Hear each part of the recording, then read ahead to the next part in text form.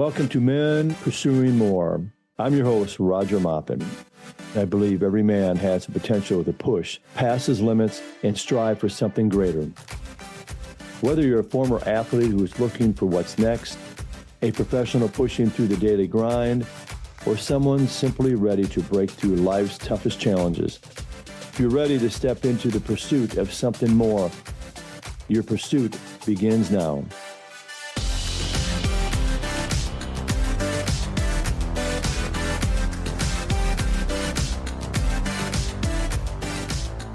All right, welcome back to Men Pursuing More. I'm your host, Roger Maupin, and today we have the privilege of having Mitchell Kieffer joining us. And Mitchell, before we dive into your story, let's go through a few fun facts. First one, your favorite all-time high school memory at Eastview High School, which I was there. I wasn't a student, but I was a teacher and coach. But your favorite all-time high school memory? It had to be starting our senior year of football. Our coach Sherwin never let us wear black on black, so black top and black bottoms. And so we made it our goal basically to let him give us that opportunity. And it was only if we made it to state, which would be the first time that Eastview High School made it to state. And sure enough, we did. And we got to the Metrodome and played there.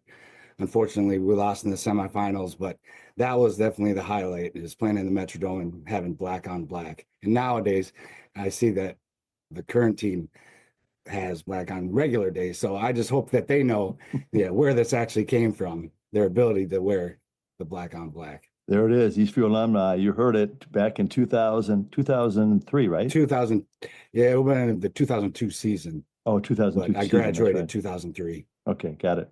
And then favorite all-time sports team? It's got to be the Minnesota Vikings. And I've lived a lot of places with the military, and I can't not love them. And that's an unfortunate thing, just like this last playoff round, we got bopped out pretty soon. But I told my wife that if they ever make it to the Super Bowl, I'm going to be there, however much it costs. And I didn't grow up in Minnesota, and I'm a Dallas Cowboy fan, so people love them. They kind of, Yeah. And then, like, your favorite all-time sports athlete, or whoever that might be. Barry Sanders. I remember watching him, and he used to trounce on the Vikings a lot. The way that he moved was so exciting. And then the really thing that caught me was his humbleness. He never danced or did anything in the end zone. And that's fine if they do, but he would always just bring the ball to the referee and act like that was just part of the day, and be very humble in his outrageous career. And you think about it, like he retired early. Yeah, he did. He could have probably played another 5 years. He was amazing. Mitchell, let's get in your story and tell us about your experience. You grew up in Apple Valley, Minnesota, and you attended Eastview High School, and some of those successes and challenges along your journey growing up in Apple Valley and attending Eastview High School. So I had to learn early that hard work has to outweigh talent for me.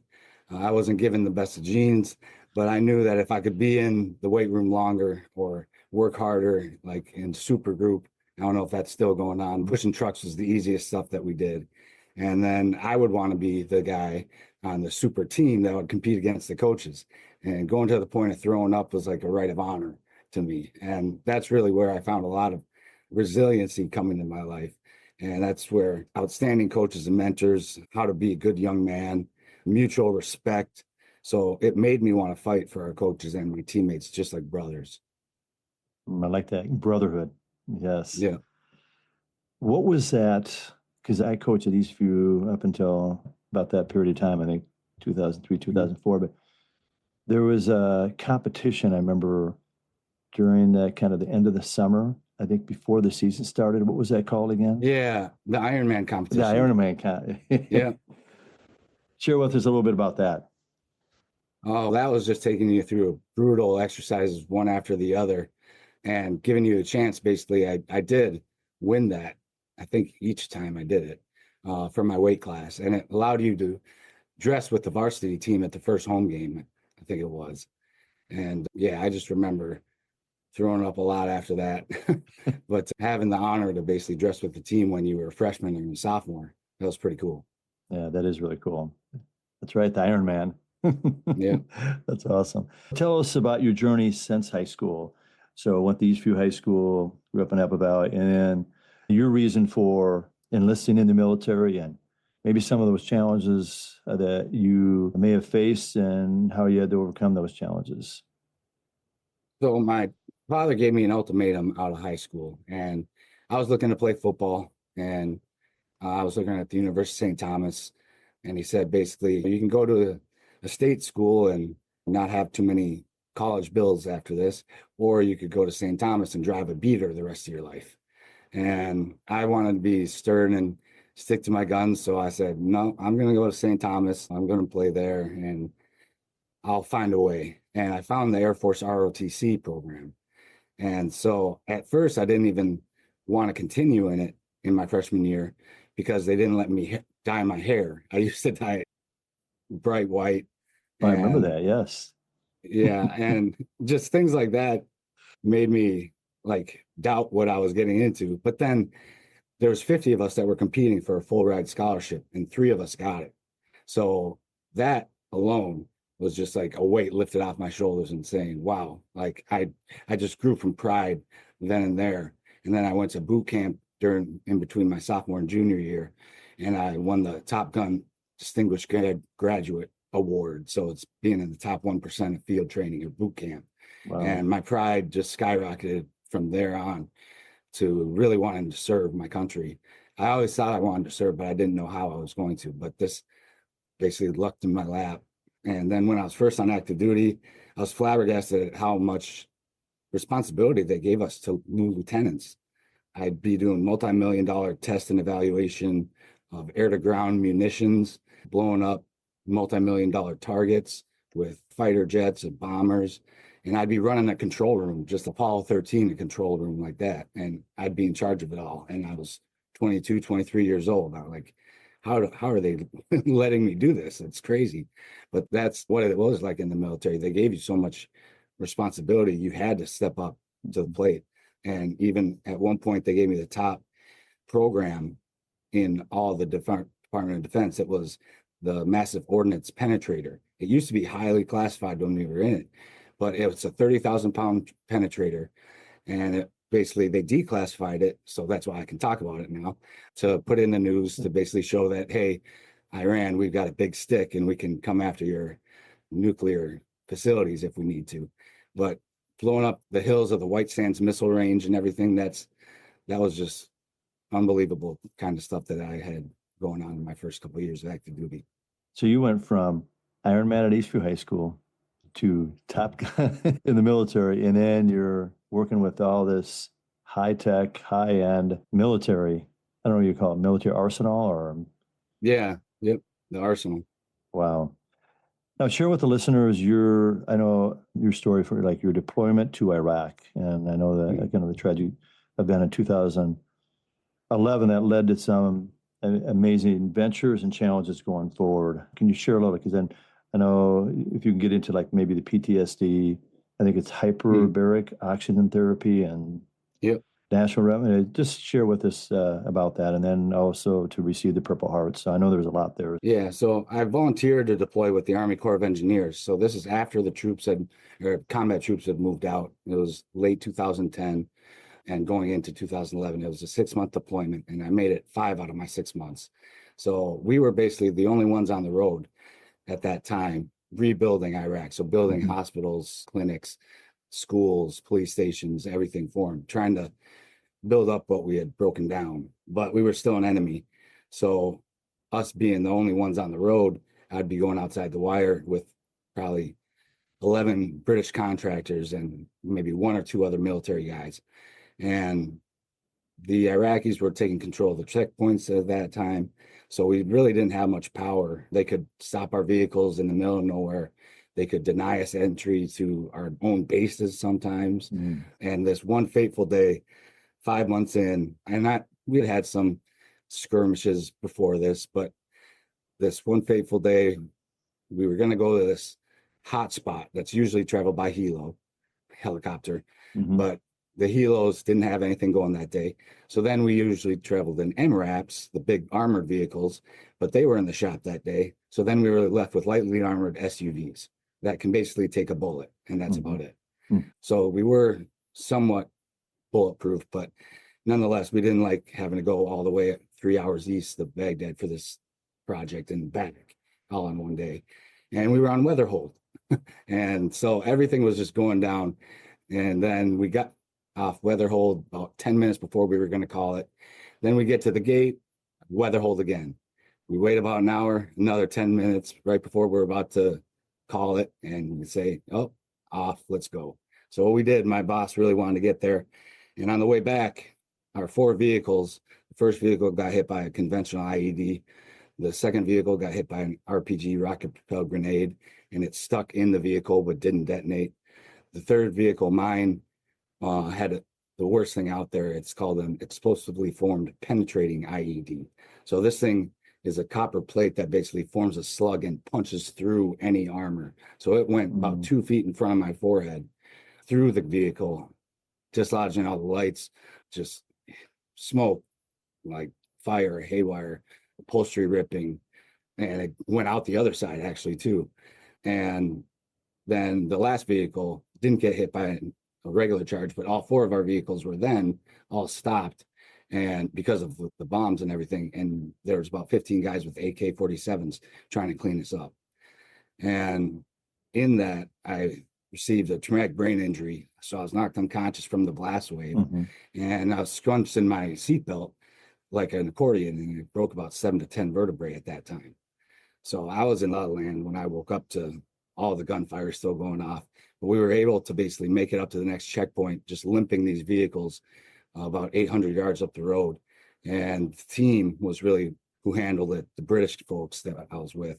They got out, set up a perimeter, changed run flat tires. I was just there with my boss, and all I could do was basically lay on top of him, knowing that he's the VIP and needed to keep him safe. And that's all I could really cognizantly do at the time. And I was in so much pain too. But we made it out of there, all of us. They didn't come after us. And we had about a 2.5-hour drive back to base in 3 out of 4 busted vehicles. But they all made it there. And that's when they had a fast break layup and they bricked it in basketball sense. It's the divine intervention was completely there. Like none of us should have made it out of there alive. And we all did. That's amazing. Like you said, every one of you made it out alive. You made it back to the base, right? Yep, we did. And I was really the worst off. So that's the other thing, is that I shouldn't have been the worst off with my injuries. There should have been some really bad stuff that happened, but luckily, yeah, God was there for us. He had other reasons for us to get through that, because none of us should have. And usually when that happens, I was medevaced and I went to Landstuhl, Germany, and then back to San Antonio. And usually they med board you or medical board if you can still be in. And at the time, I had 2 really great bosses that kept me on the down low, because I was with the Army and in their uniform and everything during this whole deployment. But the Air Force didn't learn about this until after I got to my next assignment, actually. So when I had a prestigious slot already to go to the Air Force Institute of Technology to get a master's degree in data science and operations research. And I wanted to get there. And that's why, like, my bosses kept me down low so I wouldn't get med boarded, so I could get there and continue on in my career and to do this prestigious assignment. And they helped me with a lot of things throughout the way, the PTSD and all that. But my processing speed was completely broken. Like, I was like Forrest Gump. I would have to, if someone came up to me and said, "Hey, how you doing?" I'd have to hear what they said. I'd have to break down the message. I'd have to say, what do I think about that message? How would I want to respond? What are the words? How do I put those together? And then I'd say, oh, it's going well. That's how long it took me sitting there with a blank face just to hear, hey, what's going on? Or how you doing? And it's going well. So I just sat there with a blank face while I was telling you everything that was going through my mind. So it was scary because I could see it from the outside, what this traumatic brain injury was doing to me. And when I went to that first assignment, or that next assignment to get the master's, the simplest mathematics statistics assignment that should have taken me about 45 minutes took me 7 hours, and I would not get up from that seat. I was just plastered to it, and I was going to do it. And it was through this that through all these mental workouts, just like physical workouts, each day I got better and better. And by the end, I was 5 hours, 4 hours, 3 hours, and then about an hour and a half to finish assignments, just like everyone else. And I still held an A- average. So that brought my cognitive senses back. It was just straight learning. I still have some times when I can't find the right words and everything like that, but that's here nor there. It's monumentally better than before. And then I also found the Navy Cruisers Foundation, which was giving kind of scholarships to do hyperbaric oxygen therapy at this one area or this one clinic. And I didn't know what it was. It's basically you go down in a tube like a submarine and you just dive, quote unquote, dive to about 15 to 20 feet below sea level and breathe 100% oxygen. And that's supposed to help cure your TBI and PTSD and everything. And to that point, I was 3 years after the fact now. And there was 24/7, 365. Up to that point, I had headaches. I had blood rushing to my head like I was hanging upside down. I had just that pounding all the time. And I never could get away from it. And after about 17 sessions, I started to have about a hour a day, I didn't have a headache. And I was just like, that's weird. And then you do 40 sessions. And by the end of that 40 sessions, I was having days without headaches. And then now I basically get them just like everybody else. So even 3 years after it, it was just oxygen at depth that also helped cure my body and my mind. So it was just amazing how much just learning and oxygen were some of the best things for me. So you talked about learning and you talked about oxygen, but I think you've mentioned some things about natural remedies. Yeah, I still have to do things day in, day out with pain remedies and things of that nature. So using like lidocaine cream or ibuprofen cream for my back and other things of that nature. But they tried to put me on all the different psych meds and talk therapy and things of that nature, and that never really helped. It was basically I'll get to this, but it's more of God that really was my natural remedies and friends helping me see things differently. And yeah, that's been the best things for me. It's not giving me pills. I've been on painkillers. I've gotten off of them because they can ruin your life for sure. And it's even hard to get happy on a normal extent now because it just damages that aspect of your body so much. So I've been trying to stay away from pills for remedies for a long time now and just stick with the naturals type remedies. And I know you went on a special operation, so now you're going back to the Middle East area, you're going back to Lebanon. And share with the listeners, we talked about it a few times in your conversation, we talked about that kind of God's divine intervention again. Yeah, I medically retired finally in 2015. So after about 8 years in, I had to call it quits because I couldn't deploy anymore with the military itself. But I signed on as a contractor to work for Special Operations Command. And yeah, we went into the Beirut airport in 2017. Or was it 2015? I can't remember now. But one of those 2 years, and basically there were 3 suicide bombers from ISIS that killed 43 people in a market. And we were lucky to be near the suicide bomber that didn't go off. So again, divine intervention. There's been so many numerous close calls in my life that I shouldn't have made it out of. Like if I was a cat, I would have already used up my 9 lives. But that's how I know God has shown me signs to do something good with my life. I'm living on borrowed time and I know that. So I volunteer to guide other veterans, like doing veteran entrepreneur boot camps. And that's my main business now, is trying to help them make the transition into the civilian world. Also just not worrying only about myself. I adopted my little bro from the Big Brother program. So we got matched when I was 22 and he was 8 years old. And then I adopted him and he's been an outstanding guy. He's an adult now. So I've got an adult son. But yeah, we had another close call. Yeah. In Beirut. And then I know you've been on, just share with the listeners, You've been on Fox News a few times. I know you've been on ESPN. I know a lot of local stations around the country. And share with us about the impact and just these, and maybe some of the listeners have heard of these games, but the Warrior Games. I know you were a two-time champion in that. That's amazing. And you're going from that Ironman to Top Gun to the Warrior Games. I know you're on a triathlon. You're like a team member, and then the Invictus Games. So if you can share with Yeah. the listeners a little bit about all three of them. Yeah. So I was a three-sport athlete in high school. I played football, basketball, and track. And I threw the shot put in track as well as I did pole vaulting. That kind of gave me an all-around sense of just different sports and everything. And that's what led me to the Warrior Games, which I'll tell you about. But what led me to triathlons was one of my best friends his mother was losing a battle with Lou Gehrig's disease.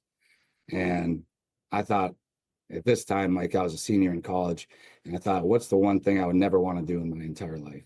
And at that time, I was a sprint athlete through and through. I hadn't swam since I was a little kid. I could tread water, but swimming with my head above water, that's all I could do. I hadn't biked since I was 10 years old, and I hadn't ran more than 6 miles twice at boot camp. That was the most I'd ever ran. And usually I hated the mile run. So I said, what would be the one thing I could do for a fundraiser for? And it was an Ironman triathlon.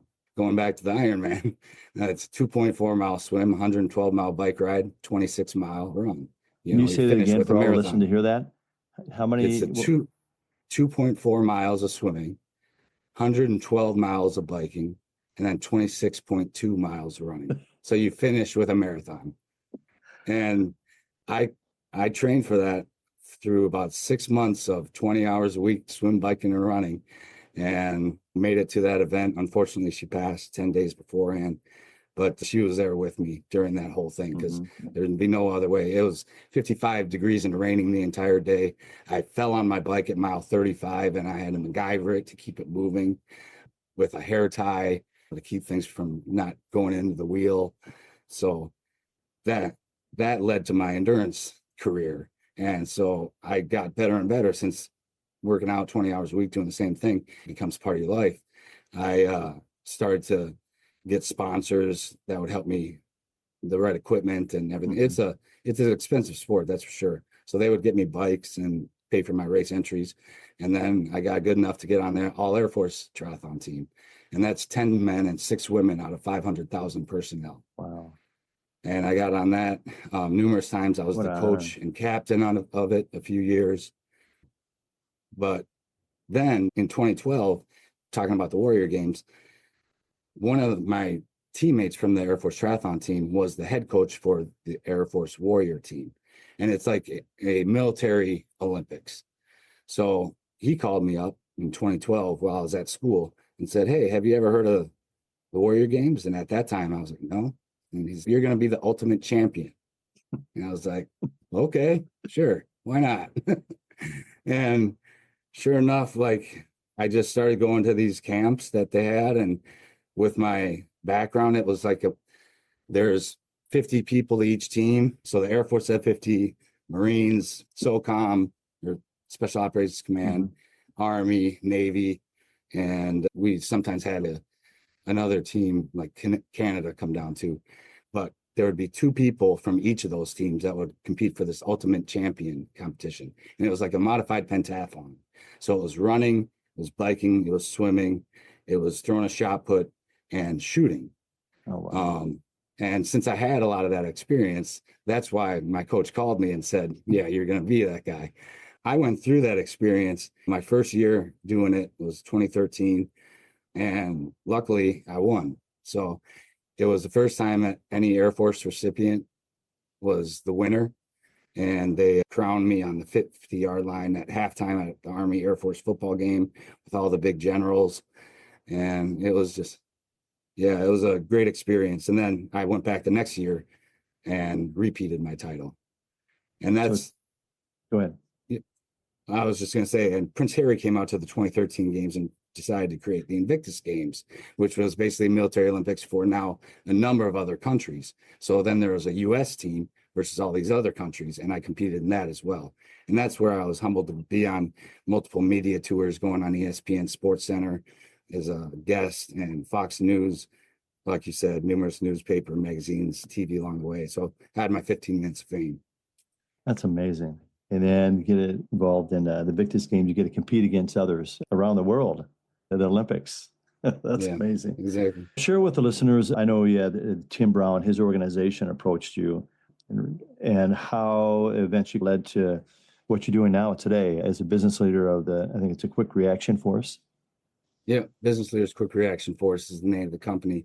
So I was diagnosed with stage 4 melanoma in 2021, and they given me a 7% chance to live in about 3 to 6 months. But again, divine intervention came in, and God showed up in my life and basically showed that beating cancer was going to come down to your resiliency. He told me, if you can basically just take the pain in single day, every day, like I'll be able to handle this, give it up to me. And ultimately it was God using his love as well as what real love should look like through my wife for being there for me through all this. She's from Peru and we live there most of the time. And one time she had been there for me in the hospital when I had an infection. She left. I got worse. I had to be intubated, and I wasn't knocked out when I was intubated. So I was basically awake for being with the tube in my throat, not feeling like I can breathe. I felt for about 2 hours, every single breath was going to be my last. So it was the worst time of my life. But finally, I passed out after about 2 hours, and guess who was there when I woke up? She had flown back to see me in the ICU. But during that time, Tim Brown, the famous wide receiver for the Oakland Raiders, contacted me and to be part of his Stars Helping Heroes program, helping vets build their own businesses, mentorship, wealth building, personal branding, network access, business development, things of that nature. And that's how I started my company. And that's what you do now. That's where you travel around the United States, helping veterans start their business. And then I know you're involved in a lot of speaking engagements. I know you've been on a number of networks and you speak around the country. Going to Cincinnati coming up here for another Patriot Entrepreneurial Boot Camp with DAV, Disabled American Veterans. And I do that at least 3 times a year. So I fly back from Peru to do that. And yeah, do a lot of things via Zoom since I'm in Peru, keep a lot of those relationships going. And yeah, it's been a lot of fun. As we wrap this up in the next few minutes, we could talk I know you're from Eastview High School and just your story. We could talk for the next few hours, but I just got a few more areas to cover. And just like one is, and you've already given a lot of insight on this, but what is some of the best advice that's ever been given to you along the way? And why do you feel was the best advice and who gave it to you? So I wasn't really looking to God when I was deployed. And I was always at that point just looking straight forward or looking down. I was always trying to do things myself. And it was after the fact that everything came in shambles. My house was burglarized when I was deployed. My fiance at the time decided to put our relationship in shambles. And then I was wounded too. So he's, you know what? You sound like Job. Your possessions, your relationships, and your health has been taken from you. And that woke me up to, wow, yeah, that does have some similarities to it. And that's when I realized I was always just trying to go forward. It's up to me. But then I needed to realize to look up, to stop and look up and look to him. And that's what made a drastic difference in my life. You talk about God, and then you also talk about you have a support community around you too, which is really key. You know, that you don't go through this, not only your wife, but that support network that help you through things.